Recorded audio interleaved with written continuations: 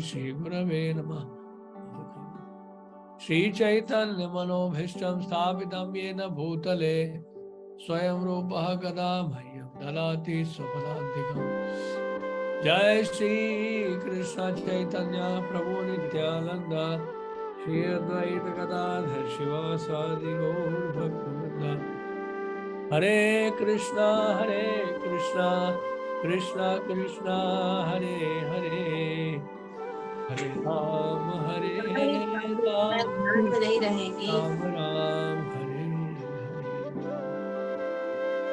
Okay, आज का topic है why do bad things happen to good people. अच्छे लोगों के साथ बुरा क्यों होता है? कई बार लोग प्रश्न करते हैं हमसे, या बुरे लोगों के साथ अच्छा क्यों होता है?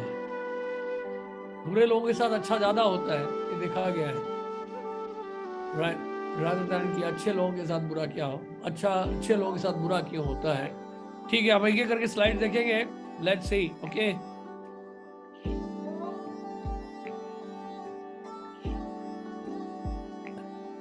तो हमने क्या बताया था? भगवान श्री कृष्ण सच्चिदानंद विग्रह। सच्चिदानंद विग्रह का मतलब क्या है? सत, चित और आनंद। भगवान शाश्वत है, चित का मतलब पूर्ण ज्ञान है उनमें, और आनंद से भरपूर। और भगवान के अंश है हम लोग, आत्मा, जीवात्मा क्योंकि भगवान की अंश है तो उसमें भी वही गुण है। क्वालिटी वही है, क्वांटिटी वो नहीं है, क्वालिटी वही है। तो आत्मा कैसी? आत्मा भी शाश्वत है, आत्मा भी ज्ञान से युक्त है, आत्मा भी आनंद से भरपूर है। अब प्रश्न ये उठता है कि हम लोग संसार में फिर क्यों कष्ट पा रहे हैं अगर हम भगवान के अंश हैं? ठीक है ना। अब मान लीजिए आप अगर मुकेश अंबानी के रिश्तेदार हैं तो वाई यू आर सफरिंग? नहीं। अगर जैसे कि हमने सुना कि अंबानी का एक ड्राइवर है, मुकेश अंबानी, उसकी सैलरी है 2 लाख रुपए की। अंबानी के ड्राइवर की सैलरी 2 लाख रुपए की है, और अंबानी के घर में जो 600 सर्वेंट है, 600 सर्वेंट्स हैं उनके घर में, और एक सर्वेंट की सैलरी कम से कम 2 लाख रुपए की है। तो जस्ट बिकॉज उसके घर में सर्वेंट होने से ही जो है उनकी जो इनकम है, सैलरी है, वो इतनी है। तो इसी तरह से हम भगवान के अंश है, तो फिर हम संसार में क्यों कष्ट पा रहे हैं?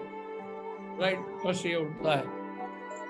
आइए देखिए, हमने 5 टॉपिक भगवद गीता के बताए हैं। ये देख रहे हैं आप, 5 टॉपिक हम ले रहे हैं। 5 टॉपिक आगे चलकर लेंगे, ये अलग सेशन नहीं है, लेकिन अभी जो बता रहे हैं हम उसमें हमने चर्चा की है भगवान के बारे में। नहीं चर्चा की अभी तक हमने ये चर्चा की है कि भगवान है या नहीं है, राइट। हमने ये चर्चा की आत्मा, जीवात्मा के बारे में। आज हमारा डिस्कशन जो है वो क्या है? कर्मा के ऊपर है, right. Why bad things happen to good people means, ये इसमें हम लोग कर्मा का डिस्कशन करने वाले हैं।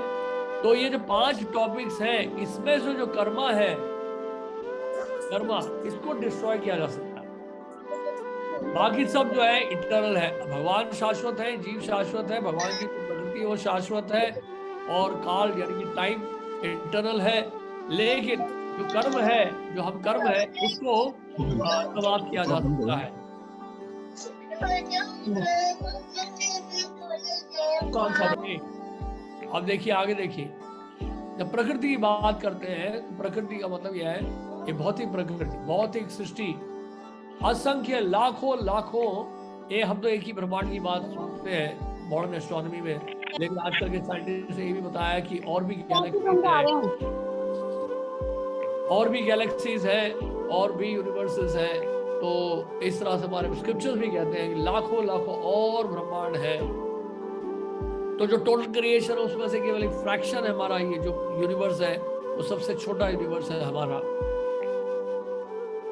तो मेटेरियल नेचर को क्या है, भगवान ने क्या बोला है? मेटेरियल नेचर को भगवान ने कहा है दुःखालयम शाश्वतम, यानी कि एक तो ये शाश्वत नहीं है और ये दुखों का घर है, ठीक है ना। It is temporary, it is a fact, it is ऐसा नहीं है, झूठा नहीं है जरूर, लेकिन टेम्पररी है। और क्या है? दुखों का घर है। और जहां तक स्पिरिचुअल वर्ल्ड की बात है, spiritual world is eternal, Vaikuntha, free of misery. भगवान का जो धाम है वो क्या है? कष्टों से फ्री है, दुख से फ्री है। अब देखिए, यहाँ पर क्या बताया गया है, इस संसार को, इस पूरे क्रिएशन को जहां पर हम लोग रह रहे हैं अभी, it is compare to a what, prison house.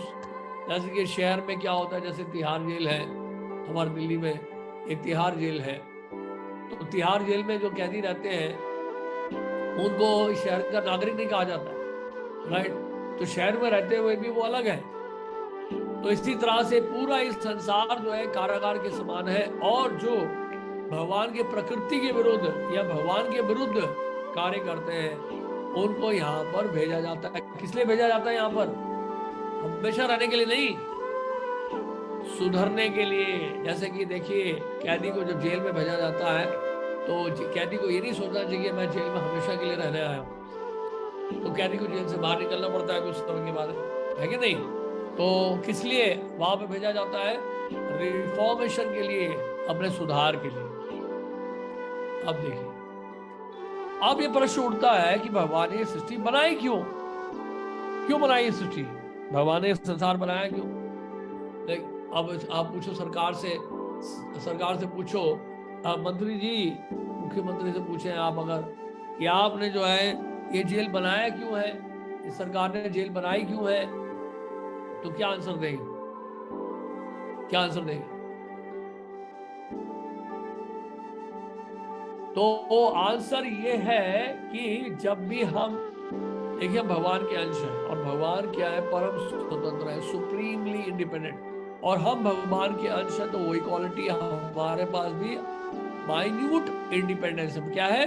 Minute independence, वही क्वालिटी है, माइन्यूट इंडिपेंडेंस। भगवान क्या है? सुप्रीमली इंडिपेंडेंट है, आंशिक स्वतंत्रता, आंशिक स्वतंत्रता। तो जो आंशिक स्वतंत्रता है वो क्या है? हम भगवान से हमारी आंशिक स्वतंत्रता का जब हम दुरुपयोग करते हैं, क्योंकि देखिए हमारा और भगवान का संबंध जो है वो वास्तव में देखा जाए तो प्रेम का संबंध है। तो भगवान किसी के साथ जो है जबरदस्ती नहीं करते हैं, फोर्स नहीं करते। तो फोर्स क्यों नहीं करते हैं? क्योंकि हमारे पास एक माइन्यूट इंडिपेंडेंस है। क्या इंडिपेंडेंस है? आप अगर सदुपयोग कर रहे हैं तो ये कहेंगे भगवान, आई गॉड, आई लव यू, और मिसयूज करते हैं स्वतंत्रता का, दुरुपयोग करते हैं इंडिपेंडेंस का, तो क्या बोलेंगे? God I leave you, right. जब हम बोलते हैं गॉड आई लीव यू, तो ऐसे जो जीव हैं, ऐसे जो जीवात्मा है, यानी हम सब हैं, वो भौतिक संसार में आते हैं। और जो बोलते हैं गॉड आई लव यू, भगवान से प्रेम करते हैं, वो भगवान के पास ही रहते हैं, भगवान की सेवा करते हैं। और जो भगवान से दूर रहना चाहते हैं, गॉड आई लीव यू, उनके लिए क्या है? ये भौतिक संसार है। तो कहने का मतलब ये, हमारा जो डिजायर है भगवान से स्वतंत्र होने का, ये सबसे बड़ा कारण है हमारे सफरिंग, राइट। अगर मान लीजिए आप एक देश में रह रहे हैं, एक कंट्री में रह रहे हैं, और आप कहते हो जी मैं तो स्वतंत्र हूँ, क्योंकि मैं स्वतंत्र भारत में रहता हूँ, तो मैं सरकार को क्यों फॉलो करूँ? मैं स्टेट लॉज को फॉलो करूंगा ही नहीं। I am independent of the state laws, I am independent of the government, because I am living in a independent country, right. तो क्या होगा कि आप सरकार के बनाए हुए जो लॉज है, नियम है, उसके विरुद्ध कार्य कर रहे हैं। तो ऐसे लोगों के लिए क्या, कौन से स्थान नियुक्त किया गया है? ऐसे लोगों के लिए ही जेल है, राइट। तो पद्म पुराण में तो ये जेल क्या है? ये शरीर है, हमारा जो भौतिक शरीर है, यही तो जेल है। जेल में क्या है? जन्म, मृत्यु, जरा, व्याधि का कष्ट, birth, old age, disease and death का कष्ट। जन्म, मृत्यु, बुढ़ापा और बीमारी। तो 84 लाख प्रकार की योनियां हैं। पद्म पुराण में क्या बताया गया है? 84 लाख प्रकार की योनियां। हाँ, जब ये 84 लाख जो प्रकार की योनियां बताई जाती हैं, कोई पूछेगा प्रभु जी पृथ्वी में हमने इतने सारी योनियां तो देखी ही नहीं, पृथ्वी में तो इतने सारे कहां से देख। लेकिन जब शास्त्र जब बात करता है तो किसी पर्टिकुलर कंट्री की बात नहीं करता। शास्त्र जब बात करता है तो पूरे यूनिवर्स की बात करता है, पूरे सृष्टि की बात करता है। तो पूरे सृष्टि की जब गणना की जाती है तो पूरे सृष्टि में बताया गया है कि 9 लाख जीव हैं जो जल के भीतर रहते हैं, 20 लाख जीव हैं जो अचर हैं, वो नॉन मूविंग।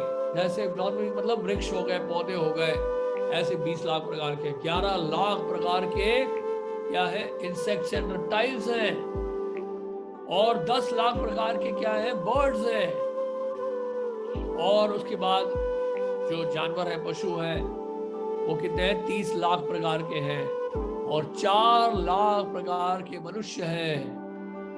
अब समझ रहे? तो इसको टोटल करेंगे कितना हो जाएगा 84 लाख योनिया। सुना है आपने 84 लाख योनिया? तो ये 84 लाख योनिया है। तो ये 84 लाख योनिया क्या है? बेसिकली कैद खाना है।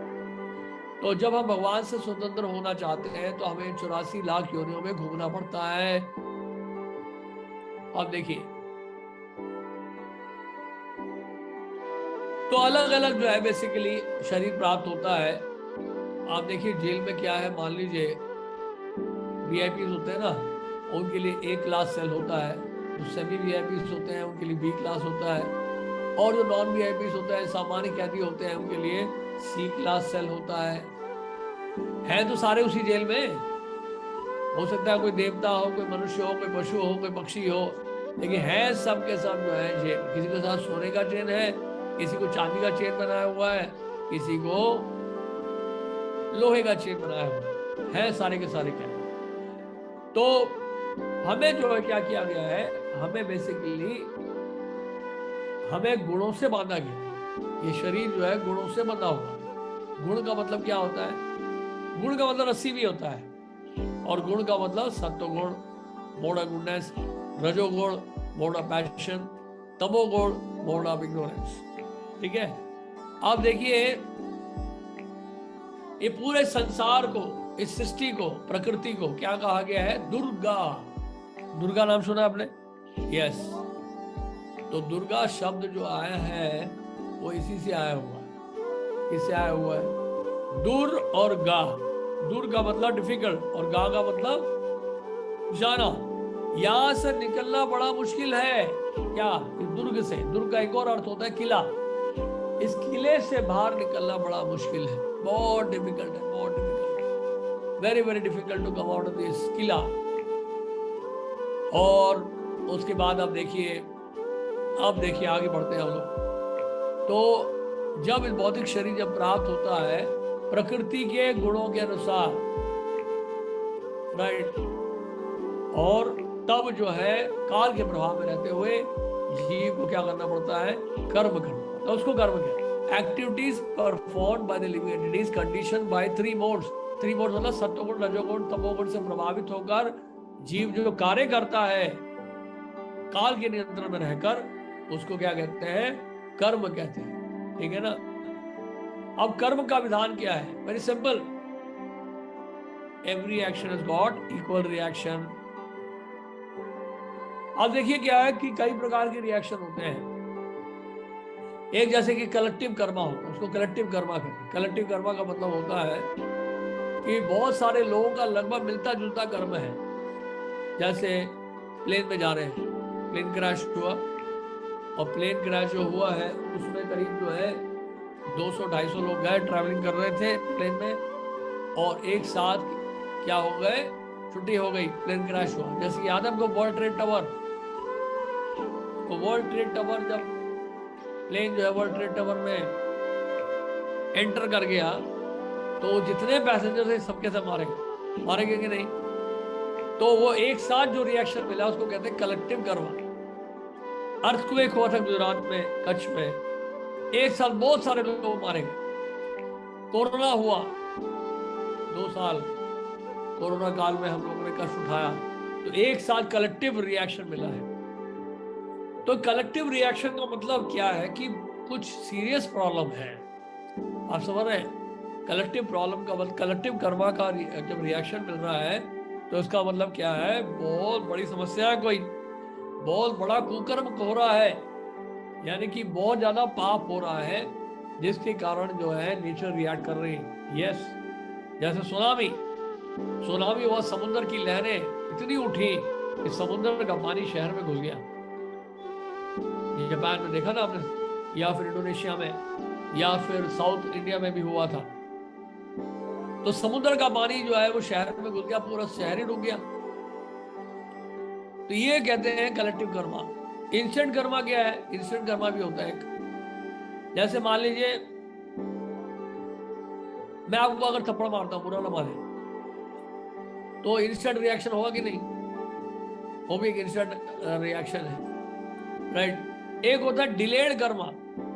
डिलेड कर्मा का मतलब यह है कि आपको लगता है मैं तो बहुत कुछ कर रहा हूं लेकिन मुझे तो कुछ नहीं हो रहा है, मैं तो इतने पाप कर रहा हूं, इतने गलत काम कर रहा हूं, मेरे साथ तो कुछ नहीं हो रहा, मेरा तो सब कुछ अच्छा चल रहा है। नहीं, तो प्रकृति में रहते हुए, यानी संसार में रहते हुए ऐसा लगता है कई बार हमारे साथ तो कुछ बुरा हो नहीं रहा है, हम तो इतने सारे गलत काम कर रहे हैं फिर भी सब कुछ अच्छा चल रहा है।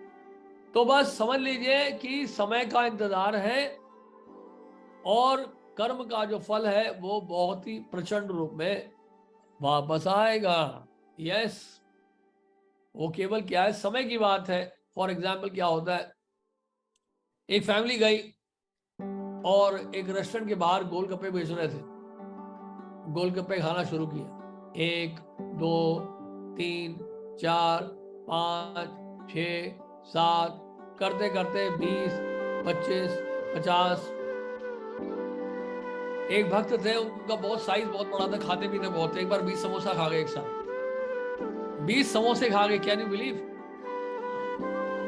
तो अब वो गोलगप्पे इतने खा गए, खाते रहे, इतने गोलगप्पे खा लिए, मतलब मजा आ गया। क्या चटपटा था, क्या सॉस डाला था उसमें, वाह, बड़ा क्रंची था वो गोलगप्पा। 50-60 पता नहीं कितने खा गए, 100 गोलगप्पे खा गए और बोले पेट फुल हो गया भैया, आज तो मैं डिनर इसी में हो गया, मेरा और कुछ नहीं खाऊंगा मैं। अब वापस आए और देखिए, देखा हमारे साथ कुछ नहीं हुआ, आप तो कह रहे थे पेट खराब हो जाएगा, मेरे साथ तो कुछ नहीं हुआ, चलो ठीक है भैया, आपका डाइजेशन बड़ा स्ट्रांग है। घर आए, रात का वक्त हुआ और थोड़ा टीवी शीवी देखा, घर में बातें बातें की, सो गए। भैया मेरे को नींद आ रही है, डोंट डिस्टर्ब, सोने चले गए। रात के 1 बजे घंटी बजी। घंटी कौन सी, अलार्म क्लॉक नहीं, पेट की घंटी। और अचानक वो उठा, अरे ये क्या हो गया? तो जा वो एकदम भागा भागे गया वॉशरूम में, बस वहां पे नदी की धारा बहने लगी। कहने का मतलब लूज मोशन, डायरिया शुरू हो गया। तो इसको कहते हैं डिलेड कर्मा। डिलेड कर्मा का मतलब समझ गए आप, कि उस समय नहीं पता चलता कि क्या हो रहा है, लेकिन समय के बाद जो है नानी याद आती है। तो कहने का मतलब है every action there is an equal and opposite reaction. तो कोई भी जो है कर्म के विधान से नहीं बच सका है, कर्म का फल तो सबको मिलता ही है। So we are accountable for everything we think. जो भी हम सोच रहे हैं, जो भी हम बोल रहे हैं, जो भी हम कर रहे हैं, उसके लिए हम लोग जिम्मेदार हैं। देखिए, खासकर विशेष रूप से मनुष्य जीवन के लिए, मनुष्य जन्म में जो मिला है, मनुष्य शरीर जो मिला है, उनके लिए विशेष रूप से कर्म का विधान है। पशुओं के लिए कोई कर्म का विधान नहीं है। पशुओं के लिए कोई कर्म नहीं होता है। पशुओं के लिए क्या है, जो पिछले जन्म में जो कर्म किया उसका फल भुगत रहे, बस दैट्स ऑल। उसको भोग योनि कहा गया। देवताओं की जो योनि है वो भी भोग योनि है, लेकिन मनुष्य का शरीर जब प्राप्त होता है उसमें कर्म का विधान है। तो मनुष्य को बहुत जिम्मेदार रहना चाहिए कि कैसे वो कर्म करे, कैसे वो बात करे, क्या बोले, क्या सोचे, क्योंकि जो भी वो कर रहा है उसका फ्यूचर बन रहा है। तो अपने अच्छे कर्मों के द्वारा जो व्यक्ति है वो अपने आप को एलिवेट भी कर सकता है और बुरे कर्म के द्वारा अपने आप को डिग्रेड भी कर सकता है। तो बेसिकली ये फ्री विल है हमारे पास। अब देखिए, ये कर्म का विधान जो है इसको समझना बड़ा मुश्किल है। It is very very difficult to understand the law of karma. तो यहाँ पर अब देखिए, अलग अलग तरह के कर्मों का डिस्क्रिप्शन दिया गया, बड़े ध्यान से देखिएगा। पहले क्या बताया गया, गुड कर्म।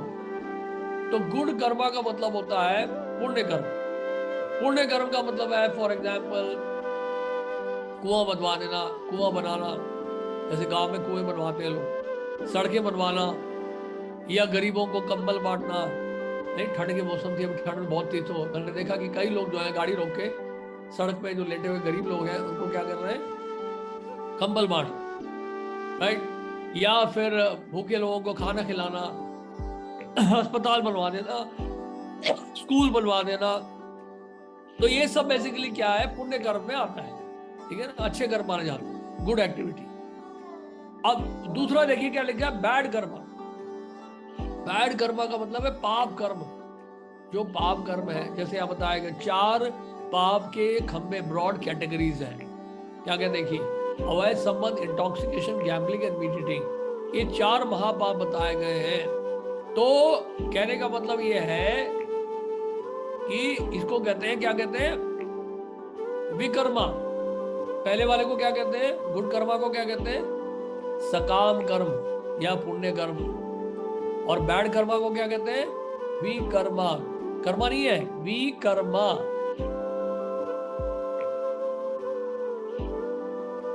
अब देखिए नेक्स्ट जो अभी सेक्शन चलेगा स्लाइड्स का, उसमें बहुत सारे क्वेश्चंस उठाए हमने, क्वेश्चन आंसर फॉर्म में हमने उसको स्लाइड्स को बनाया है। तो जो क्वेश्चन हमारे हैं उस सबका क्वेश्चन का हम लोग आंसर देने की कोशिश करेंगे इसमें। तो एक हो गया पुण्य कर्म, जिसको सकाम कर्म कहते हैं। एक होता है पाप कर्म, या उसको जिसको कहते हैं विकर्म। विकर्म का मतलब है जो शास्त्रों के विरुद्ध कार्य, एज द आउटलॉ, स्टेट के अगेंस्ट काम करना, गवर्नमेंट के लॉस के अगेंस्ट काम करना, उसको क्या कहते हैं, विकर्मा। विकर्मा। अब देखिए पहला क्वेश्चन है, why God give us so much suffering. भगवान ने हमें इतना कष्ट क्यों दिया है, प्रश्न उठता है। देखिए भगवान हमें कष्ट नहीं दे रहे हैं। अगर कोई जेल में कैदी है, वो कहे सरकार हमें इतना कष्ट क्यों दे रही है, हमसे पत्थर तोड़ने के लिए कह रही है, और 2 वक्त का जो खाना मिलता है वो सूखी रोटी मिलती है यहाँ पर, और ठंड के मौसम में ठंडे पानी से नहाना पड़ता है, और कोई रहने की फैसिलिटी नहीं है प्रॉपर। जेल में बहुत बहुत सारे कष्ट हैं।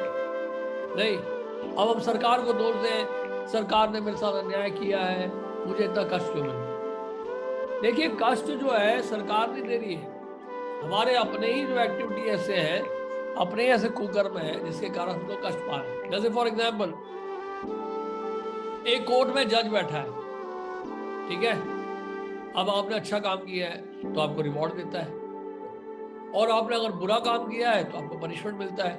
क्या वे बोलेंगे कि जज जो है पक्षपात कर रहा है? जज पक्षपात नहीं कर रहा है, हमारी एक्टिविटी के अनुसार जो है हमें क्या मिल रहा है, रिजल्ट मिल रहा है। या तो हमें जो है रिवॉर्ड मिल रहा है या पनिशमेंट मिल रहा है अकॉर्डिंग टू एक्टिविटी। सूर्य का प्रकाश, सुनिए ध्यान से, सूर्य का प्रकाश सबके लिए है, लेकिन अगर मैं खिड़की बंद कर लूं, पर्दा लगा दूं, कर्टन लगा दूं, ठीक है, और दिन में ही लाइटें जला लूं, घर की लाइटें जला लूं, और सूर्य का प्रकाश सनलाइट को घर के भीतर ही ना आने दूं, तो उसमें सूर्य का दोष है क्या, बताइए? नहीं है ना। तो सूर्य का प्रकाश तो सबके लिए, तो भगवान हमें कष्ट नहीं दे रहे, भगवान तो संभाव रखते हैं, भगवान किसी का पक्षपात नहीं ले रहे हैं। तो हमें जो कष्ट मिल रहा है वो अपने ही कर्मों के कारण मिल रहा है, हमने जो पूरे कर्म किए हैं उसी कारण से हमें कष्ट मिल रहा है। गरुड़ पुराण में एक लिस्ट दिया हुआ है, कौन सा पाप करते हैं तो कौन सा रोग होता है, कौन सी बीमारी होती है। ये पाप करोगे तो ये बीमारी है, ये पाप करोगे तो ये बीमारी है, तो उसे पूरा लिस्ट दिया हुआ। बड़ा इंटरेस्टिंग है वो लिस्ट। तो कहने का मतलब है हमारे पास जो इंडिपेंडेंस दिया ना, हमें मिला है जो माइन्यूट, हमने बताया था ना, हम भगवान के अंश में आंशिक स्वतंत्रता मिली है, उसका हम दुरुपयोग जब करते हैं उस कारण से हमें कष्ट मिलता है। भगवान हमें कष्ट नहीं दे रहे, कर्म ही पूजा है। अगला क्वेश्चन, ये सुना होगा, बड़ा फेमस स्टेटमेंट है, कर्म ही पूजा है। एक व्यक्ति चेन स्मोकर है, वो कह रहा है कर्म ही पूजा है। एक व्यक्ति जो है नॉन स्टॉप ड्रिंक कर रहा है, वो बोल रहा है कर्म ही पूजा है। एक व्यक्ति जो है सड़क पे लाल बत्ती सिग्नल पर रुकता नहीं है, हाई स्पीड पे जाता है, स्पीड लिमिट क्रॉस कर जाता है, वो कहता है कर्म ही पूजा है। क्या ये सब कर्म पूजा है? ये कैसे कर्म पूजा हो जाएगा? ये तो सब भी कर्म है, स्टेट लॉस के अगेंस्ट जाना, राइट, और पाप के कार्य करना, ये सब तो कर्म की ही पूजा कैसे बोल सकते हैं? अरे वो कर्म अगर पूजा है तो ऐसा कर्म करो ना जो पूजा हो। तो कौन सा कर्म पूजा है, अभी प्रश्न उठता है। देखिए भगवत गीता में जो भगवान कृष्ण के कहने पर अर्जुन ने जो युद्ध किया, वो भी तो कर्म था ना एक तरह का, लेकिन वो कौन सा कर्म था? वो भगवान की प्रसन्नता के लिए युद्ध किया, उसको कौन सा कर्म कहेंगे? अब मैंने पहले क्या बताया था, आपको याद है? देखिए मैंने बताया था गुड़ कर्मा। तो गुड़ कर्मा में मैंने क्या बताया था, ये क्या बताया था मैंने? सकाम कर्म या पुण्य कर्म। बैड कर्मा के लिए मैंने क्या बताया था? विकर्मा। अब एक और कैटेगरी है, क्या कैटेगरी है, क्या कैटेगरी है वो, उसको कहते हैं अकर्मा। अकर्मा, अकर्मा, या उसको ये भी कहा जाता है कृष्ण भावना भावित कर्म। अकर्म थर्ड कैटेगरी क्या है, या कृष्ण भावना भावित कर्म। कृष्ण भावना भावित कर्म मतलब अर्जुन ने युद्ध जो किया कुरुक्षेत्र में, वो भगवान की प्रसन्नता के लिए किया। ठीक है, उनका कोई अपना कोई एजेंडा नहीं था, भगवान की प्रसन्नता के लिए उन्होंने युद्ध किया।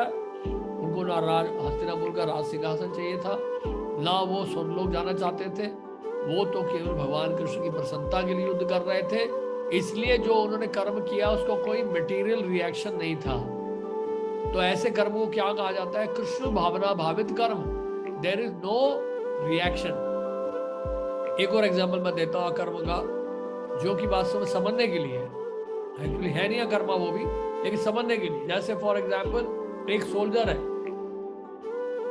एक सोल्जर है, वो लड़ता है बॉर्डर में, ठीक है, और उसने हजारों सैनिकों को मार दिया, कंट्री के लिए लड़ता है। उसको 26 जनवरी के दिन परमवीर चक्र दिया जाता है। ठीक है, वही सोल्जर आपके एरिया में, जहां कहीं भी आप रह रहे हो, आपके ही एरिया में किसी को मार देता है, किसी का मर्डर कर देता है आप ही के एरिया में, तो क्या उसको परमवीर चक्र मिलेगा? नहीं मिलेगा ना। तो वो जो कर्मा होगा जो उसने किया, आपके एरिया में किसी एक व्यक्ति को मारा, उसको क्या कहेंगे? विकर्म कहेंगे, विकर्मा। और जो कंट्री के प्रोटेक्शन के लिए उसने जो हत्या की लोग सोल्जर्स की, शत्रुओं की, उसको क्या कहेंगे? अकर्म कहेंगे, क्योंकि वो उसने देश के लिए किया, देश की रक्षा के लिए किया। आप समझ रहे हैं? तो दोनों ही वायलेंस है, दोनों ही एक तरह से एक्सटर्नली वायलेंस लग रहा है, लेकिन एक वायलेंस कंट्री के प्रोटेक्शन के लिए, दूसरा वायलेंस किसके लिए? खुद के स्वार्थ को पूरा करने के लिए है। तो भगवत गीता में कौन सा वायलेंस है? ऑर्डिनरी वायलेंस नहीं है। भगवत गीता में अर्जुन ने भगवान कृष्ण के कहने पर युद्ध किया। अर्जुन ने क्योंकि भगवान की प्रसन्नता के लिए युद्ध किया, तो उनका किया हुआ कर्म क्या है? कृष्ण भावना भावित कर्म है। क्या है? कृष्ण भावना भावित कर्म है। इसे ओके, समझ गए आप लोग? तो ऐसा कर्म जो अर्जुन ने किया भगवान की प्रसन्नता के लिए, ऐसे कर्म को आप पूजा कैसे? ऐसे नहीं आप स्मोक करते जा रहे हो कंटिन्यूसली, रुक ही नहीं रहा आपका स्मोकिंग, और गलत काम कर रहे हो और बोलते थे कर्म ही पूजा है, वो कैसे पूजा हो जाएगा? अब देखिए, तो हमने ऑलरेडी बता दिया कि जानवर जो होते हैं, पशु होते हैं, वो कर्म बंधन में नहीं होते हैं, वो कर्म, उनके लिए कर्म का विधान नहीं है। वो तो पिछले जन्म में जो कर्म किए हैं मनुष्य शरीर में, अगर मनुष्य शरीर में रहे होंगे तो उस कर्म का फल वो भुगत रहे जन्म में। सुनामी, तो बेसिकली हमने बताया था ना, सुनामी, अर्थक्वेक, ये सब क्या है? कलेक्टिव कर्मा है, सामूहिक। उन सब के कर्म लगभग मिलते जुलते हैं, इसलिए नेचर ने अरेंज किया है कि एक साथ ही छुट्टी कर दो सबकी, अलग अलग कहां पे मारते रहेंगे। तो नेचर रिएक्ट करती है इस तरह से। तो जब देखिए क्या होता है, पशु हत्या होती है, स्लॉटर होता है एनिमल्स का, स्लॉटर हाउसेस में बेजुबान जानवरों को मारा जाता है, काटा जाता है, तो चिल्लाती है जैसे गाय है। आप विश्वास नहीं करोगे, इंडिया हमारा जो कंट्री है, कहने को हम कह देते हैं मेरा भारत महान, हमारे देश से 4 लदे कितने 4th पोजीशन में है, 4थे पोजीशन में है। Our country the world's 4th largest exporter of beef. Can you believe? गाय को काट कर विदेश भेजा जा रहा है। 4th लार्जेस्ट एक्सपोर्टर बीफ का हमारा कंट्री।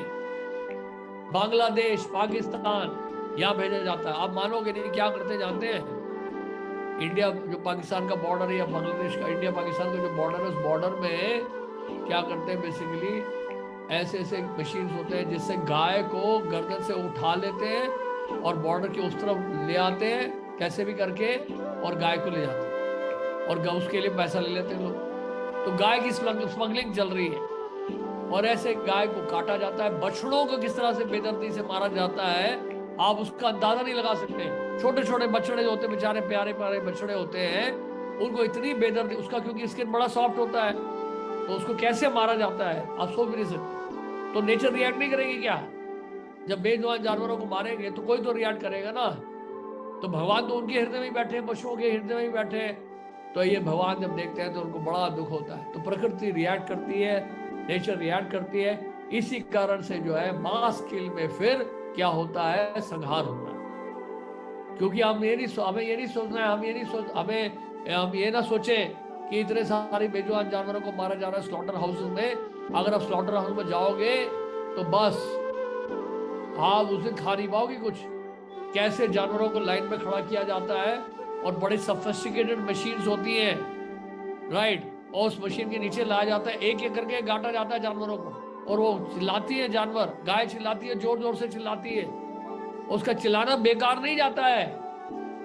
तो नेचर रिएक्ट करती है। तो इस नेचर इस तरह से रिएक्ट करती है, सुनामी, अर्थक्वेक, एक साथ संहार होता है। तभी ये रिएक्शन हमें मिल रहे हैं। कलयुग जैसे जैसे बढ़ रहा है, पाप बढ़ रहा है, तो पृथ्वी रिएक्ट कर रही है, फिर तभी हमें इतना सारा कष्ट भोगना पड़ता है।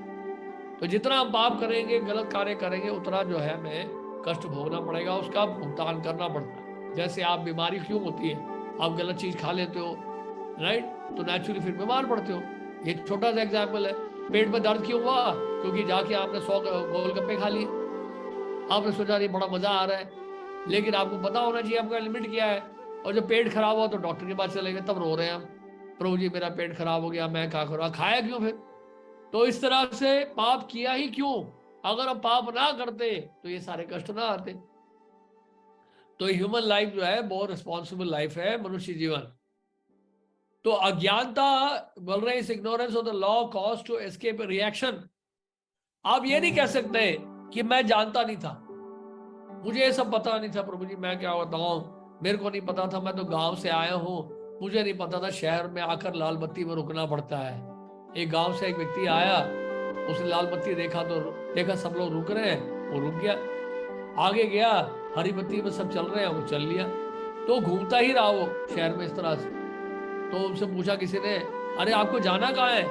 बोलते हमें तो ये नहीं पता चल रहा है कि हम कैसे जाए, हर व्यक्ति यहाँ पे रुक रहा है और हर व्यक्ति यहाँ पे चल रहा है, तो लाल बत्ती में रुक जाते हैं, हरी बत्ती में चल जाते हैं, हमें पता ही नहीं क्या हो रहा है। और उसने अपनी गाड़ी चलानी शुरू की तो लाल बत्ती में रुका नहीं।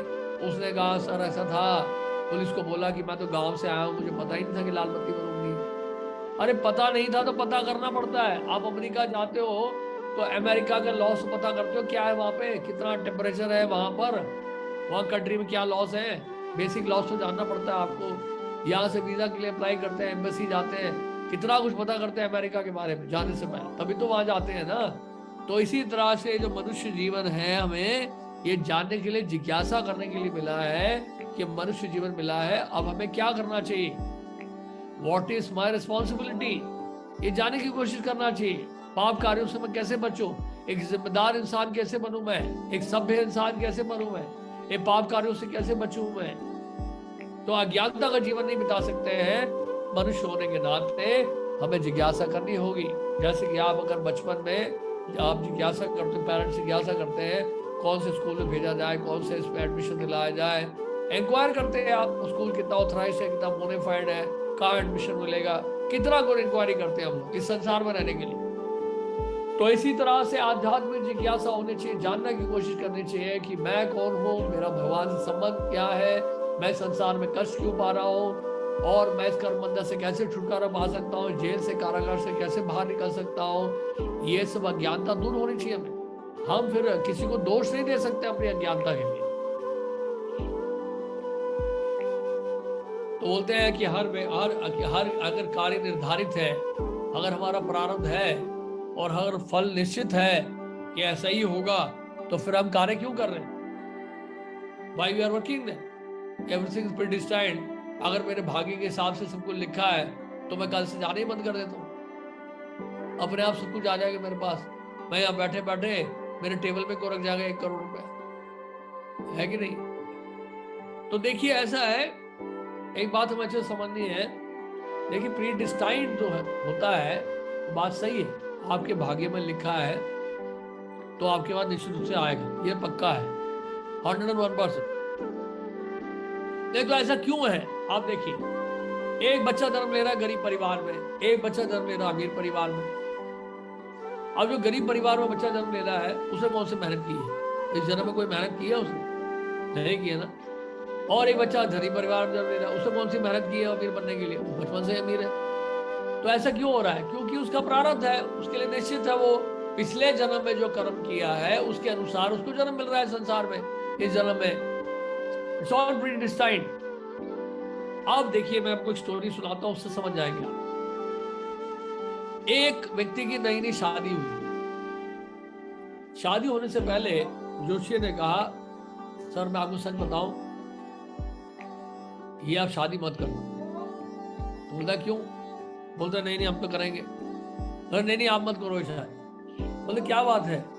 बोलते दिक्कत है, देखिए शादी के ठीक एक हफ्ते तक आपकी लाइफ को खतरा है, और शादी अवॉइड करोगे तो बच जाओ। और अगर नहीं मैं बात में विश्वास नहीं करता, फिर भी आप प्लीज ध्यान रखिएगा। तो ठीक है, मैं एक हफ्ते के लिए बाहर जाऊंगा ही नहीं। अरे बाहर जाओ या अंदर जाओ, जिसकी मृत्यु आनी हो तो कहीं भी आ जाएगी। अंदर बाहर क्या होता है? आप 100 फ्लोर पे भी रह रहे हो बिल्डिंग में, तो वहां पर मृत्यु आ जाती है। तो ये जो है घर पे रहा, शादी हो गई, वो एक हफ्ता घर से बाहर ही नहीं निकला। उसने कहा घर से बाहर नहीं निकलना, जोशी ने बताया था घर से बाहर मत निकलना। 7वें दिन क्या हुआ, घर में लाइट चली गई। कोई बिजली की बड़ी हैवी प्रॉब्लम आ गई, इलेक्ट्रिसिटी का कोई बहुत बड़ा शॉर्ट हो गया था बाहर और पावर स्टेशन में। तो उस कारण से उस एरिया के सारे घरों में बिजली चली गई, अंधेरा हो गया, टोटल ब्लैकआउट। अब पुराने जमाने में वो मिट्टी का तेल लेके आते थे लालटेन जलाने के लिए, ठीक है। तो ये जगह मैं तेल लेकर आता हूँ और कोई उपाय नहीं है, जाना ही पड़ेगा। वो भूल ही गया कि एक हफ्ते तक सावधान रहना उसको। जब लाइट जलने का अंधेरा हो गया तो कुछ तो व्यवस्था करनी पड़ेगी ना।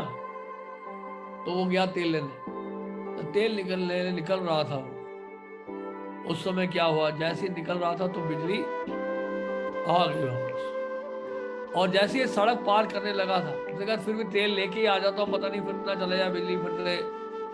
और जैसे ही वो सड़क पार कर रहा था तो क्या हुआ, बादल गरज रहे थे, बिजली चमकी, और बिजली जो है वहां पर बिजली के खंभे पर आके गिरी।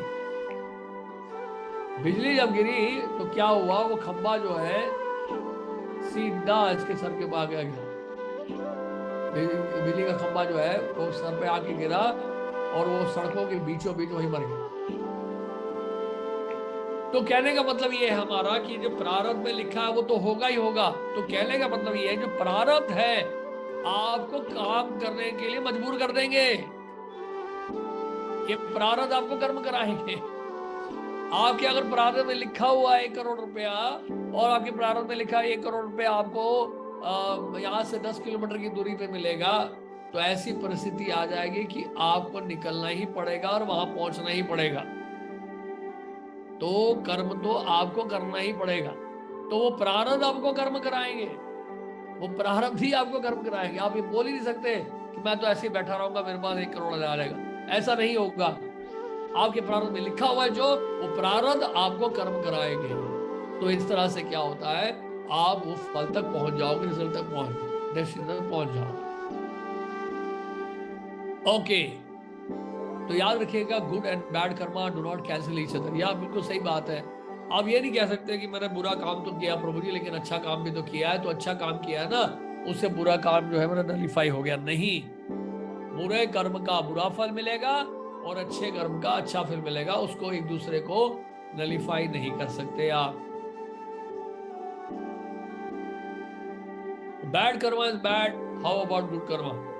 देखिए, बुरा कर्म तो बुरा है मान लीजिए, लेकिन अच्छा कर्म भी तो होता अच्छा होता है ना।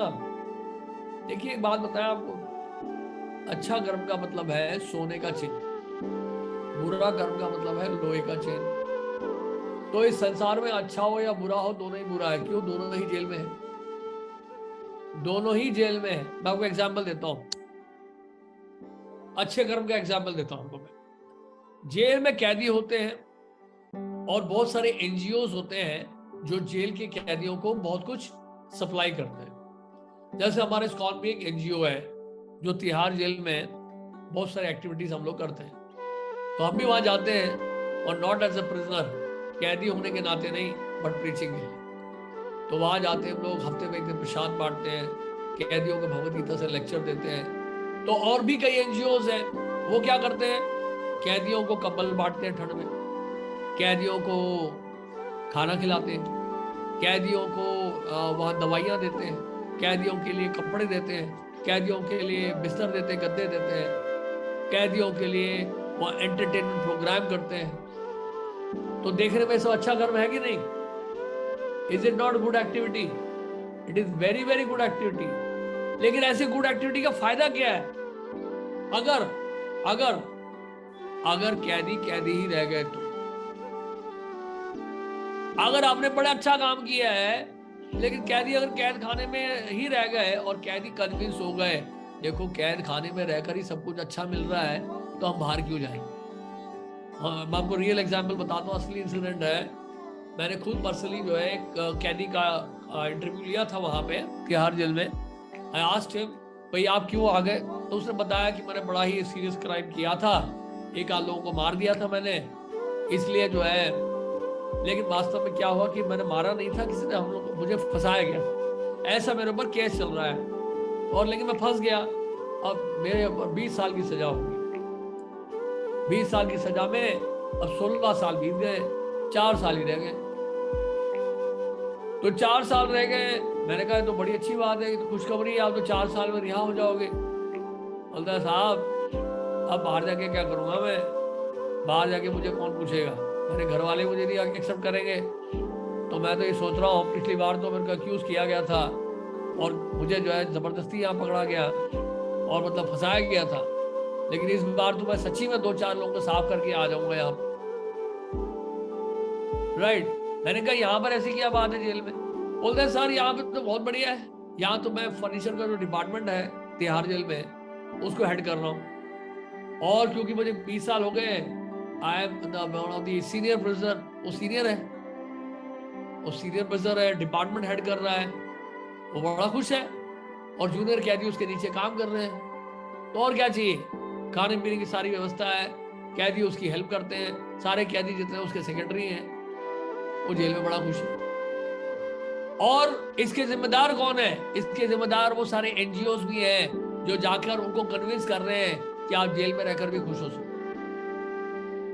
कई बार लिखा रहता है कई जगह पे कि आप भिखारियों को मत दीजिए, भिखारियों को आप देते रहेंगे तो भिखारियों को आप कन्विंस कर रहे हो क्या कि आप सही प्रोफेशन कर रहे हो जी, भीख मांगते रहो, हम देते रहेंगे। समझ गए आप?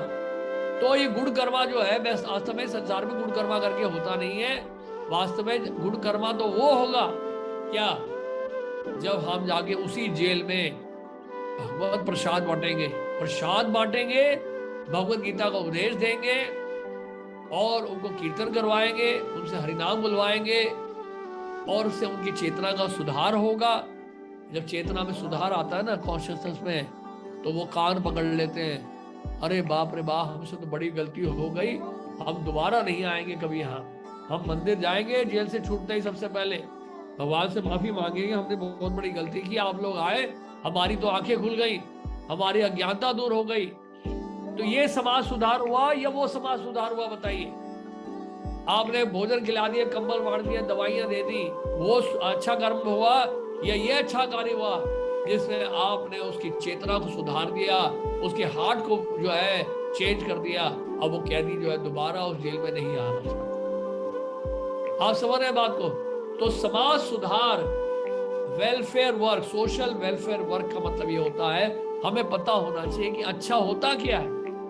प्रभुपाद से एक बार बोला था, हमारे फाउंडर आचार्य जो है उनसे एक बार ऑस्ट्रेलिया में एक एडवोकेट ने, लॉयर ने ये प्रश्न उठा था, ये प्रश्न पूछा गया, प्रश्न पूछा, उन्होंने कहा स्वामी जी एक बात बताइए, कोई व्यक्ति अंधा है, वो सड़क पार करना चाहता है, अगर दूसरा व्यक्ति उसकी मदद कर रहा है तो अपने आप में वो अच्छा काम है, उसमें गॉड कॉन्शियसनेस की क्या आवश्यकता है, उसमें भगवत चेतना की क्या आवश्यकता है? वो तो बिना भगवान के भी कार्य हो गया, अच्छा कार्य हो गया। तो प्रभुपाद कहते हैं अच्छा कार्य करने के लिए आपको पता होना चाहिए कि अच्छा होता क्या है। अगर आप डॉक्टर नहीं है तो दवाई कैसे दे सकते हो? मेडिकल स्टूडेंट देखने में डॉक्टर जैसे ही लगते हैं, उनके बाद भी स्टेथोस्कोप होता है, डॉक्टर का ड्रेस ही पहनते हैं। आपने देखा मेडिकल कॉलेजेस में जब एमबीबीएस के स्टूडेंट्स होते हैं ना, वो देखने में बिल्कुल डॉक्टर जैसी ड्रेस पहनते हैं, लेकिन डॉक्टर नहीं है वो, प्रिस्क्रिप्शन नहीं दे सकते वो। तो अच्छा कार्य करने के लिए भी you have to be qualified. Lawyer अगर लॉ स्टूडेंट है, लॉ स्टूडेंट लॉयर का काम नहीं कर सकता है, उसको लॉयर बनना पड़ेगा कोर्ट में एंटर करने के लिए। आप समझ रहे हैं? We have to qualify. तो अच्छा कार्य करने के लिए पता तो होना चाहिए अच्छा होता क्या है, ठीक है? तो इसलिए देखने में बड़ा अच्छा लग रहा है, जेल में खाना बांट रहे हैं आप, दवाइयां बांट रहे हो, कपड़े दे रहे हो, सब कुछ दे रहे हो, लेकिन वास्तव में अच्छा नहीं है। आप तो उनको और संसार में बांध के रखना चाहते हो। अच्छा कार्य वो है जिससे उसकी चेतना में सुधार हो, उसके हार्ट में प्यूरिफिकेशन हो, और वो कान पकड़ ले, दोबारा मैं जेल में नहीं आऊंगा, I won't return to this jail. ठीक है, इस तरह से समझना। Does God also have to follow the law of karma? No. अगर देखिए राष्ट्रपति, देश का राष्ट्रपति, गवर्नर जेल में जाता है और कैदी सोचे अरे एक और कैदी आ गया, राष्ट्रपति भी कैदी बन गया है जेल में आने से, तो राष्ट्रपति भले ही जेल में आए और गवर्नमेंट का कोई भी रिप्रेजेंटेटिव जेल में आए, या जेल के अंदर जो जेलर है जो जेल में ही रहता है वो कैदी नहीं है, तो कर्म का विधान जो है वो भगवान के ऊपर लागू नहीं होता है। क्यों नहीं लागू होता है? क्योंकि कर्म का विधान बनाने वाले तो भगवान ही है, राइट? तो लॉ मेकर जो है वो लॉस के अंडर नहीं है। आज राष्ट्रपति जो है सिग्नल में नहीं रुकता है तो पुलिस नहीं पकड़ती है उसको, पकड़ दिए। कई बार लोग आरोप लगाते हैं भगवान कृष्ण के ऊपर, अरे भगवान कृष्ण तो रासलीला की थी, हम भी करेंगे। देखो ऐसा है, भगवान कृष्ण रासलीला की है, राष्ट्रपति को सिग्नल में रोका नहीं जाता, ठीक है? अब कोई सड़क पर चलने वाला व्यक्ति बोले अरे राष्ट्रपति ने गाड़ी रोकी नहीं, उसने, हम भी नहीं रोकेंगे, तो वो व्यक्ति ऐसा क्यों कह रहा है? वो ऐसा क्यों कह रहा है? क्योंकि वो जानता नहीं कि राष्ट्रपति कौन है, वो नहीं जानता राष्ट्रपति की पावर्स क्या है, फंक्शन क्या है, इसलिए वो अज्ञानता में बोल रहा है। जब हम नहीं जानते हैं कि भगवान कौन है, मेरा भगवान से संबंध क्या है, भगवान की क्या पावर्स हैं, वो क्या करने में सक्षम है, तो फिर हम ये आरोप नहीं लगाएंगे। जैसे मान लीजिए आप सड़क पे जा रहे हो, ठीक है, और हवाई जहाज ऊपर से उड़ रहा है, हवाई जहाज ऊपर से उड़ रहा है, तो आप ये थोड़ा बोलेंगे अरे अरे रुको, ट्रैफिक पुलिस को बोलता है अरे रोको रोको इस हवाई जहाज को, ये देखो ऊपर सिग्नल में नहीं रुक रहा है, ये ऊपर से जा रहा है, उसको भी रोको, उसको चालान करो, उसको क्यों जाने दे रहे हो आगे? तो जो हवा में उड़ने वाला व्यक्ति है उसके ऊपर सड़क में चलने वाले कानून नहीं होते हैं। तो इसलिए हमें पहले जानना पड़ेगा भगवान कौन है, तब हम समझ पाएंगे उनकी लीला।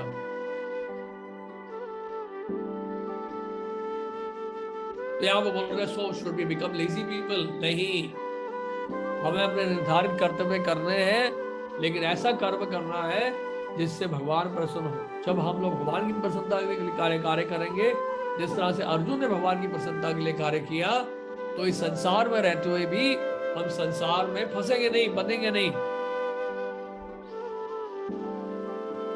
तो क्या हमने बताया था? रिएक्शन से बचने के लिए क्या बताया था हमने? अकर्मा करना। याद है हमने बोला था अकर्मा, अकर्म का मतलब है जैसे अर्जुन ने किया वो अकर्म है। तो भगवत गीता में क्या बताया गया? अकर्म बताया गया। कृष्ण भावना भावित कर्म को अकर्म कहते हैं। यानी कि कौन सा कर्म करना है हमें? कौन सा कर्म करना है? भगवान की प्रसन्नता के लिए करना, ठीक है? तो life is a preparation, death is examination. तो ये पूरी जीवन जो है, हमारे पूरा जीवन जो है वो तैयारी है अंतिम परीक्षा के लिए। तो ऐसा कृष्ण भावना भावित कर्म करें जिससे हमारा जो अंत समय जो है वो सही होगा। तो हमने फिर से रिपीट कर रहा हूं मैं, 3 प्रकार के कर्म हैं। यहाँ पे देखिए, कर्म शास्त्रों के अनुसार होता है, ठीक है, ध्यान से देखिए। कर्म जो शास्त्रों के अनुसार है उसको पुण्य कर्म कहते हैं। विकर्म का मतलब जो शास्त्रों के विरुद्ध कार्य है वो पाप कर्म है। अकर्म का मतलब है जो भगवान की प्रसन्नता के लिए कर्म का किया जाता है। एग्जाम्पल कौन सा दिया था हमने?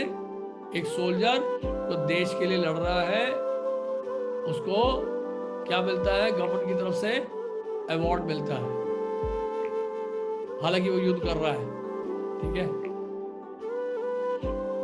ओके। तो ये क्वेश्चन काफी हद तक हम आंसर कर चुके हैं। Why do we need God as a centre, just be good and do good others. भगवान को बीच में लाने की क्या आवश्यकता है, हम केवल अच्छा कार्य दूसरों के लिए कर सकते हैं। लेकिन मैंने पहले ही बताया था कि अच्छा कार्य करने का मतलब क्या होता है, हमें पता होना चाहिए अच्छा कार्य क्या होता है। भगवान की प्रसन्नता के लिए कार्य जब करेंगे तो क्या होगा, भगवान हमें कर्म बंधन से छुटकारा दिलाएंगे, इस जेल से छुटकारा दिलाएंगे और वापस हम भगवान की सेवा में लग पाएंगे।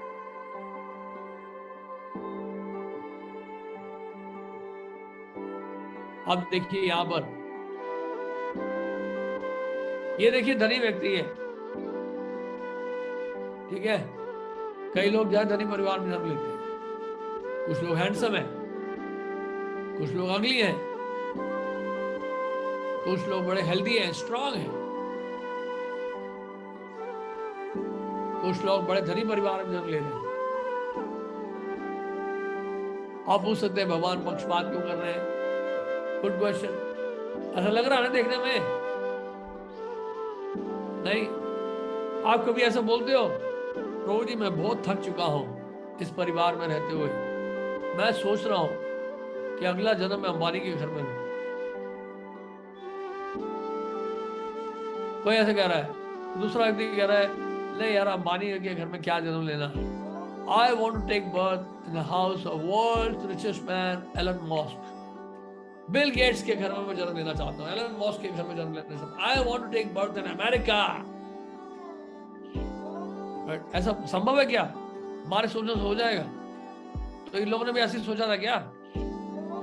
इन लोगों ने इसने ऐसा सोचा था कि मैं धनी परिवार में जन्म लेना चाहता हूँ, या इसने सोचा था कि मैं अगले जन्म में आई want to become ugly, I want to become healthy, I want to take birth in the family of rich people?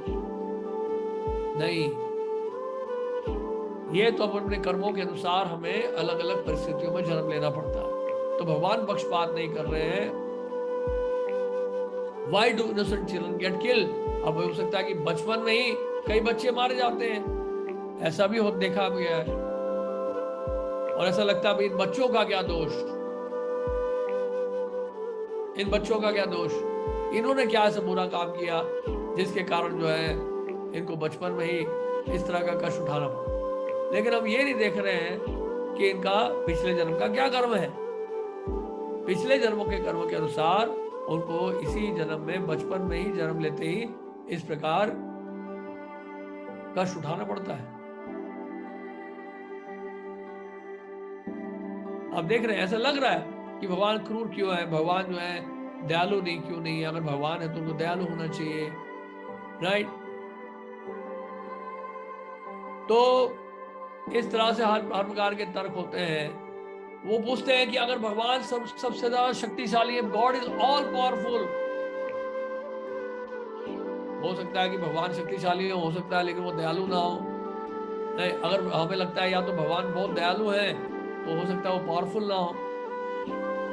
एक शास्त्र क्या बताते हैं कि भगवान हमारे शुभ चिंतक हैं और ही सुप्रीमली पावरफुल। और भगवत गीता में भगवान बता रहे हैं कि मैं तो समदर्शी हूं, I am equal to all. लेकिन भगवान समदर्शी जरूर है, लेकिन अपने भक्तों के ऊपर विशेष कृपा करते हैं, ये स्वाभाविक है। जैसे कि राजा जो है वो प्रजा के लिए समदर्शी होता है, लेकिन अपने परिवार के सदस्यों के लिए उसका विशेष प्रेम होता है। तो भगवान भक्तों के लिए विशेष प्रेम देते हैं, लेकिन सामान्य रूप से भगवान जो है समदर्शी होते हैं। सूर्य का प्रकाश हमने बताया था वो सबके लिए होता है। जैसे आप देखिए लॉ कोर्ट में अगर आप जाएंगे तो क्या होता है, किसी को पनिशमेंट मिलता है, किसी को अवार्ड मिलता है। तो जज जो है वो अलग अलग जजमेंट्स क्यों दे रहा है इंडिविजुअल्स की एक्टिविटीज के ऊपर? जज का दोष नहीं है, जज पार्शियल नहीं है, जो आपने किया उसके हिसाब से आपको जजमेंट दिया जाता है। तो इसलिए हमारे शास्त्रों में लिखा हुआ है, under the supervision of supreme Lord and according the results of his work, living entity is a soul made to enter into the womb of a woman through the particle of male semen to assume a particular type of body. तो इस तरह से जीव जो है माता के घर में प्रवेश करता है, अपने कर्मों के अनुसार उसको अलग अलग शरीर प्राप्त होता है। तो अब देखिए, बहुत इंटरेस्टिंग बात मैं आपसे करने वाला हूं। यहां पे लिखा है, श्लोक में लिखा है कि भगवान जो है कभी किसी का पाप कर्म या पुण्य कर्म ग्रहण नहीं करते। ना दत्ते कश्चित पापम न चैव सुकृते प्रभु, लिखा ना। Embodied beings however are bewildered because ignorance, लेकिन जो वास्तव में देहधारी जीव हैं वो अज्ञानता के कारण जो है वो मोहित रहते हैं, जिससे उनकी ज्ञान, उनका असली ज्ञान जो है ढक जाता है। भगवान यहाँ बता रहे हैं कि परम भगवान जो है किसी के पाप और पुण्य को, परम को ग्रहण नहीं करते हैं। यानी कि अगर हम अच्छा कर्म करते हैं, बुरा कर्म करते हैं, उसका भुगतान हमें खुद करना पड़ेगा। अब देखिए अगला श्लोक देखिए, भगवान क्या कह रहे हैं।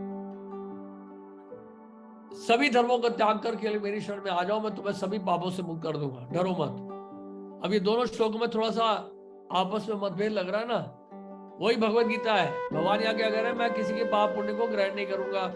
यहाँ कह रहे हैं कि मेरे शरणागत हो जाओ, मैं तुम्हें सभी पापों से मुक्त कर दूंगा। तो थोड़ा सा कॉन्ट्रडिक्टरी लग रहा है ना स्टेटमेंट ये। देखिए यहाँ पे भगवान कह रहे हैं पाप और पुण्य को मैं ग्रहण नहीं करूंगा। पाप और पुण्य को ग्रहण नहीं करते हैं भगवान, बल्कि क्या करते हैं भगवान, पाप पुण्य को ग्रहण नहीं करते हैं, उस पाप को नष्ट ही कर देते हैं। ग्रहण नहीं करते, सिर्फ क्या करते हैं, नष्ट कर देते हैं। I shall deliver you from all sinful reaction, तो ग्रहण नहीं करते हैं भगवान, उसको नष्ट कर देते हैं, जड़ से खत्म कर देते हैं। तो इस तरह से अब प्रश्न उठता है कि अच्छे लोगों के साथ बुरा क्यों होता है। अच्छे लोगों के साथ बुरा क्यों होता है। अच्छे लोगों के साथ बुरा इसलिए होता है कि अब देखिए, आपने देखा होगा गांव में बड़े बड़े बैरल्स होते हैं। बैरल जानते हैं, उस बैरल में चावल होता है। बड़े बड़े ड्रम होते हैं ना, उसके नीचे टैप होता है, उसके अंदर बहुत चावल होता है। उसके दो सेक्शन होते हैं।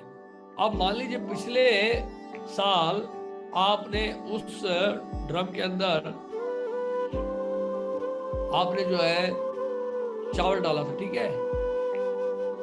अब इस साल भी चावल डाला आपने, इस साल भी चावल डाला और पिछले साल भी चावल डाला। इस साल जो चावल डाला आपने वो नया चावल है, पिछले साल जो चावल डाला वो क्या है, पुराना चावल। जब आप टैप खोलोगे, बैरल का टैप उसको खोलोगे तो कौन सा चावल निकलेगा, कौन सा चावल निकलेगा, पुराना चावल निकलेगा कि नहीं निकलेगा। तो देखने में लगता है कि इस साल तो आपने नया चावल डाला, निकल क्या रहा है, पुराना चावल निकल रहा है। तो इसी तरह से क्या होता है कि हम लोग इस संसार में आते हैं, देखने में लगता है कि जो व्यक्ति जो है उसके साथ बहुत जो है अच्छा हो रहा है, जितने पाप करने के बाद भी इतना गलत काम कर रहा है, फिर भी उसको इतना कुछ मिल रहा है, इतना कुछ फायदा हो रहा है, इतना बढ़िया हो रहा है इसके साथ। लेकिन हम ये नहीं देखते हैं उसका पास्ट लाइफ कि पिछले साल, यानी पिछले साल नहीं, पिछले जन्म में उसने क्या ऐसा किया था जिसके कारण उसके जो है अब जो है उसको अच्छा फल मिल रहा है। अब जो बुरा काम कर रहा है, अब इस बार इस जन्म में जो उसने पाप किए हैं या इस जन्म में जो पाप कर रहा है उसका भुगतान उसको आगे करना पड़ेगा। वो स्टोर हो चुका है रिएक्शन, और अगले जन्म में उसको भुगतान करना पड़ेगा। तो देखने में ऐसा लगता है अरे अमेरिकन है, बड़ा आनंद आ रहा है उसको, अमेरिका में बहुत सुविधा में रह रहा है, फैसिलिटी में रह रहा है। लेकिन अभी जो गोमांस खा रहे हैं, गाय की हत्या कर रहे हैं, उसका भुगतान भविष्य में वो निश्चित रूप से मिलने वाला है, 100% मिलना है। उसके लिए उनको तैयार रहना पड़ेगा। और वो जो अच्छा फल भुगत रहे हैं, जो वो उनके साथ अच्छा हो रहा है, वो उनके पूर्व जन्म के कर्मों के कारण, अच्छे कर्मों के कारण है, इसलिए उनको अच्छा फल मिल रहा है। अदरवाइज अभी ऐसा कुछ नहीं कर रहे हो। अभी तो देखिए इस जन्म में जो भी हमें रिजल्ट मिल रहा है, जो भी हमें फल मिल रहा है, वो 1% इस जन्म का नहीं है, वो सारे पूर्व जन्म के कर्मों का फल है।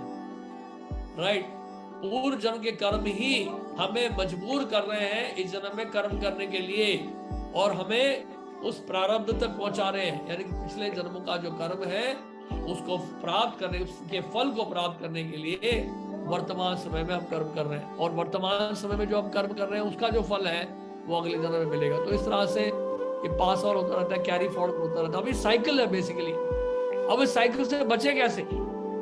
देखिए, अगर आप कृष्ण भावना भावित नहीं होते तब तो हम लोग इस कर्म के विधान से, कर्म के बंधन से बच ही नहीं सकते। Impossible, impossible. यानी कैदी जेल जाएगा, फिर उसके बाद क्राइम करेगा, बाहर आएगा, फिर क्राइम करेगा, फिर जेल जाएगा, फिर जेल जाएगा, फिर बाहर आएगा, फिर क्राइम करेगा, जेल जाएगा, तो वो साइकिल से बच ही नहीं पाएगा। 84 लाख योनियों में भटकते ही रहना पड़ेगा। केवल मनुष्य जीवन में जो भक्ति में लगे हैं, जो भगवत गीता की टीचिंग्स को अपने जीवन में उतारे हैं, वो इस साइकिल से, इस कर्म के विधान से छुटकारा पा सकते हैं। and they can come out of the cycle of birth and death, जन्म मृत्यु जरा व्याधि के चक्र से, इस कर्म बंधन से छुटकारा पाकर भगवान की सेवा में लग सकते। ये पॉसिबल। हरे कृष्ण। तो ये सेशन पूरा हुआ। कोई प्रश्न है आपका? हरे कृष्णा। तो हम प्रभु जी का बहुत बहुत धन्यवाद देते हैं, और भक्तों ने हैंड रेज किए हैं। तो सबसे पहले हम जो है क्वेश्चन लेते हैं अश्विनी प्रभु का। अश्विनी प्रभु, यू कैन अनम्यूट कर लीजिए अपने आप को। हरे कृष्ण प्रभु जी। हरे कृष्ण। ये जैसे कर्म विकर्म और अकर्म का जो दिया हुआ है गीता में, तो तीसरे चौथे अध्याय में ही एक ये भी लिखा हुआ है कि जो कर्म को अकर्म समझता है और अकर्म को कर्म समझता है, वही मनुष्य बुद्धिमान है, योगी है। तो इसका क्या अर्थ है? मतलब कर्म को अकर्म समझना और अकर्म को कर्म समझना। देखिए, वास्तव में अकर्म में कर्म को देखता है या कर्म में अकर्म को देखता है। या देखिए क्या है, बेसिकली अकर्म जो है देखने में बेसिकली लगता है कि कुछ नहीं कर रहे हैं। अकर्म, कर्म में अगर कुछ नहीं कर रहा है कोई व्यक्ति, कृष्णा भावना भावित कर्म कर रहा है, भगवान कृष्ण के प्रसन्नता के लिए कर्म कर रहा है, तो वो किसी तरह के कर्म बंधन में फंसता नहीं। आप समझ रहे हैं? और एक और दूसरी तरफ जो है कोई कर्म कर रहा है तो देखने में लगता है कि वो संसार के कर्म में लगा रहा है, लेकिन वास्तव में कर्म बंधन में फंस रहा है वो। तो बेसिकली क्या है कि कृष्ण भावना भावित कर्म, तो कृष्ण भावना भावित जो कर्म है वो एक्शन है, लेकिन एक्शन होते हुए वो क्या है? इनएक्शन है, अकर्म है। कृष्ण भावना भावित कर्म जो है देखने में कर्म लग रहा है, लेकिन क्योंकि वो भगवान की प्रसन्नता के लिए किया जाता है, सो दैट इज कॉल्ड अकर्मा, जिसमें कोई रिएक्शन नहीं है। आप समझ रहे मेरी बात को? लेकिन जो कृष्ण भावना भावित जो कर्म नहीं है, जो कृष्ण भावना भावित कर्म नहीं है, वो कर्म बंधन का कारण बन जाता है। तो बेसिकली क्या है, कृष्ण भावना भावित कर्म देखने में अकर्म, मतलब ऐसा लगता है कि ऑर्डिनरी कर्म नहीं लगता है, लेकिन उसमें किसी प्रकार का रिएक्शन नहीं, देयर इज नो रिएक्शन। हरे कृष्णा। शिवांशी माता जी क्वेश्चन करना चाह रही। हाँ, शिवांशी माता जी अनम्यूट कर लीजिए, ask. Hare Krishna Prabhu ji. Hare Krishna. Prabhu ji, based on your lecture मुझे ऐसा लगता है कि every human on this planet is for suffering, because आपने जो कहा bad karma, we can't rid of those bad karmas, तो definitely we have to suffer in our current जो हमारा जन्म है। तो अगर हम अच्छे कर्म भी करते हैं तो anyhow we have to suffer because of our bad karmas in the past जन्म जो भी है।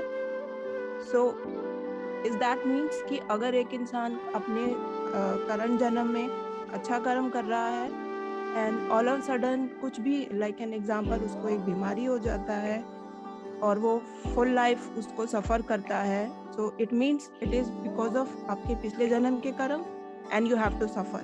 सो basically bottom line is you have to suffer. Yeah, that's the point. Because it is actually, भगवान ने जब गीता बोला ना, दुखालयम अशाश्वतम, दुखालय मतलब यहाँ पर दुखों का घर है। अब हिमालय में आप हो तो बोल रहे यहाँ पर रेती क्यों नहीं है, यहाँ सैंड क्यों नहीं है? वो हिमालय है तो वहाँ तो बर्फ ही होगा। हिमालय में क्यों एक्सपेक्ट कर रहे हैं कि वहाँ पर गर्मी होगी? हिमालय में तो बर्फ होगा तो ठंडी होगी वहाँ पर। तो इसी तरह से दुखालय में तो नेट रिजल्ट तो दुखी है।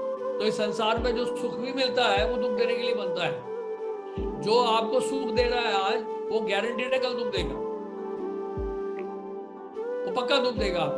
इसलिए क्या है कि कोई भी जो सुख देने वाली वस्तु भी होती है वो कुछ समय के लिए सुख देती है, उसके बाद दुख देना शुरू हो जाती है।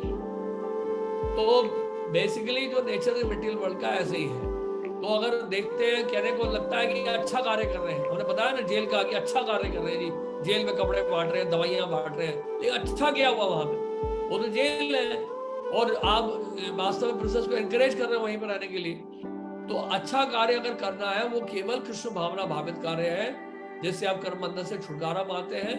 और इस संसार में अगर सुखी रहना चाहते हैं, इन दुखों के बीच में, इन कष्टों के बीच में, दुखों के बीच में अगर हम सुखी रहना चाहते हैं, वो तभी संभव है जब हम भगवत गीता की टीचिंग्स को अपने जीवन में उतारें। और कोई तरीका नहीं, और कोई सोल्यूशन नहीं है। भगवान कृष्ण की आज्ञा का पालन जो करेगा, जैसे कि अगर प्रेसिडेंट ऑफ इंडिया या गवर्नर, स्टेट गवर्नर जेल में आते हैं और वो देखते हैं कई कैदियों को देखकर, तो बोलते हैं कि 26 जनवरी के दिन इनको रिहा कर दिया जाए, ठीक है। इसी तरह से क्या होता है, भगवान कृष्ण का जन्मदिन मनाते हैं, भगवान भी इस पृथ्वी में आते हैं, इस कारागार में आते हैं, उनकी अगर शरण ले लेंगे हम लोग, तो वो भी यही कहेंगे, क्या कहेंगे, माया को कहेंगे कि इन भक्तों को रिहा करो। तो पॉइंट ये है कि अगर हम बचना चाहते हैं इस कारागार से, इस दुखों के घर से बचना चाहते हैं, तो हमें कृष्ण भावना भावित कार्यों में लगना है। हरे कृष्ण। माला हंसा माता जी, क्वेश्चन, योर क्वेश्चन प्लीज। हरे कृष्ण प्रभु जी, हरे धन्यवाद। प्रभु जी, जो भी आप बता रहे हैं अभी, मतलब 2-3 सेशंस मैंने सुने हैं, तो हर बार ऐसा होता है कि आप कुछ ऐसा पॉइंट लिखे आते हैं कि नेक्स्ट टाइम के लिए मतलब और रुचि बढ़ जाती है।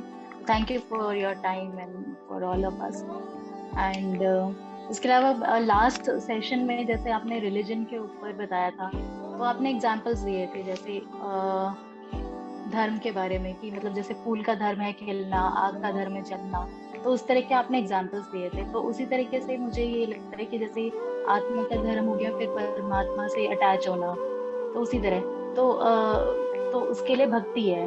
तो भक्ति को एक धर्म क्यों नहीं कहा जाता है, भक्ति को एक मूवमेंट क्यों कहा जाता है? हरे कृष्णा एक मूवमेंट है, भक्ति मूवमेंट बोला जाता है, तो ये कैसे आया पिक्चर में? देखिए, मूवमेंट तो इसलिए बोला कि मूवमेंट का मतलब होता है आंदोलन। आंदोलन का मतलब होता है कि पूरे विश्व भर में एक रिवोल्यूशन क्रिएट करना, लोगों की अज्ञानता को दूर करने के लिए एक आंदोलन क्रिएट किया जा रहा है, ताकि लोग जो है इसको एक मिशनरी पर्पस से जो है इसको सीरियसली ले।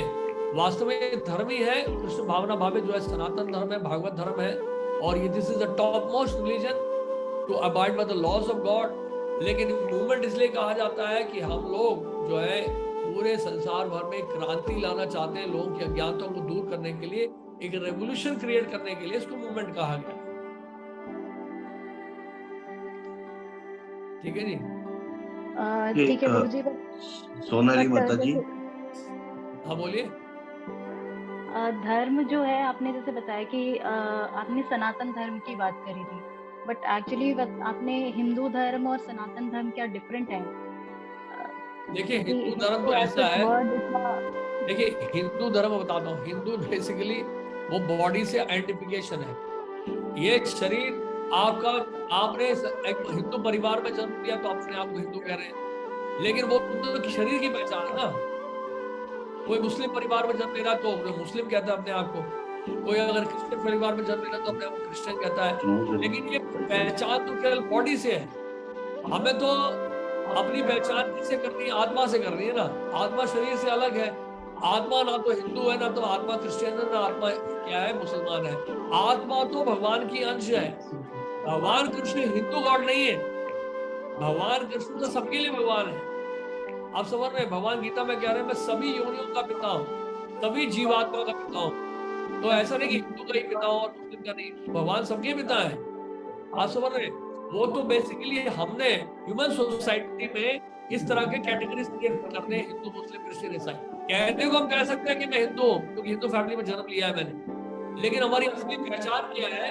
आत्मा की है, और आत्मा हिंदू नहीं है, आत्मा तो भगवान की अंश है। आत्मा का जो धर्म है सनातन है, भगवान की सेवा है, वो इटर्नल है। लेकिन हिंदू होना, मुस्लिम होना, वो तो बेसिकली एक टेम्पररी डेजिग्नेशन है।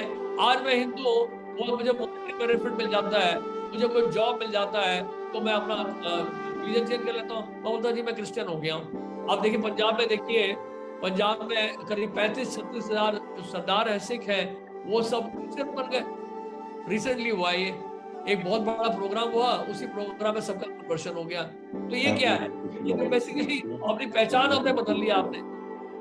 आप समझ रहे हैं बात को? ये तो एक्सटर्नल है, ये तो बॉडी से रिलेटेड हो गया, लेकिन जो आत्मा का जो धर्म है वो शाश्वत है।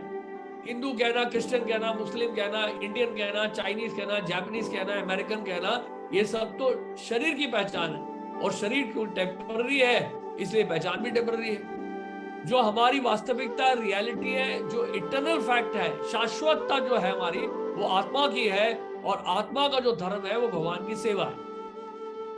Is it clear? Yes, yes, Prabhuji. Oh, thank you, Prabhuji. हरे कृष्ण। तो थैंक यू वेरी मच, आपका बहुत बहुत धन्यवाद।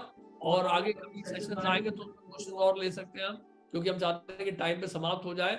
और भी जो सेशंस होंगे इसके बाद एक सेशन पूरा ले लेंगे हम, जिसमें क्वेश्चन आंसर ले सकते हैं। थैंक यू वेरी मच, आप सबका बहुत बहुत धन्यवाद। हरे कृष्ण। हरे हरे कृष्णा। तो हम प्रभु जी का बहुत बहुत धन्यवाद देते हैं, तब पूरा बिजी शेड्यूल में से थोड़ा समय हमारे लिए निकाला। प्रभु जी टेम्पल प्रेसिडेंट है इस्कॉन दिल्ली के, बहुत बड़ी जिम्मेदारी है प्रभु जी के कंधों पे। तो प्रभु जी उस पूरी जिम्मेदारियों में से थोड़ा समय हमें देते हैं, तो हमें बहुत उत्साह से और जो सेशन चल रहे वो सुनना है। और प्रभु जी के हम बहुत बहुत आभारी हैं कि प्रभु जी अपने बिजी शेड्यूल, प्रभु जी का रेस्ट का टाइम है, लेकिन फिर भी प्रभु जी हमें समय दे रहे हैं हमारे उद्धार के लिए। वैष्णव जो है सेक्रीफाइस करते अपने आराम को, अपने कंफर्टेबल लाइफ को, हम जैसे जीवों को उद्धार करने के लिए। तो प्रभु जी को बहुत बहुत धन्यवाद। और जो है एक सूचना है कि नेक्स्ट जब सेशन होगा उसका नया लिंक हम जनरेट करेंगे, तो ये लिंक यूज नहीं किया जाएगा। तो धन्यवाद आप सब लोग, भक्तों का भी बहुत बहुत धन्यवाद। आप सब लोग कंटिन्यूसली आ रहे हैं और हम सबको आभार व्यक्त करते हैं। हरे कृष्णा। हरे कृष्ण। Thank you.